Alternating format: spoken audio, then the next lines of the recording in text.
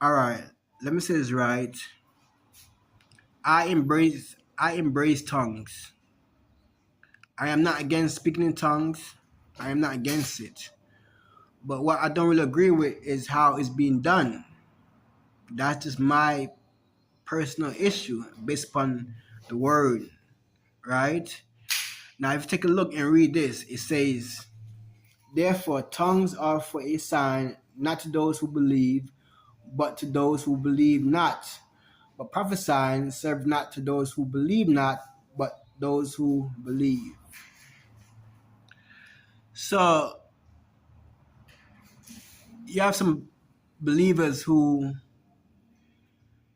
they behave as if it's for them, But like I said earlier, I am not against speaking in tongues. It's just how it's being done, because sometimes God will have a message for the church or for a individual personally, right?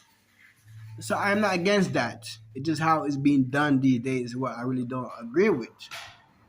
And next thing also, person oftentimes say that tongues is the initial evidence of the Holy Spirit, as if that's the first initial, right? And that's error. That's wrong. But however, it is one of the signs, because if you read in the four gospels, it said that certain signs, will follow those who believe, right? That's why it said that tongue, if really for those who believe not, right? But what I'm trying to say that tongues, it's not really the first initial evidence of the Holy Spirit. God just told his apostles to go to Jerusalem, because he knew that some Jews were gonna be around. Because God do things in order, and he do things with divine purpose.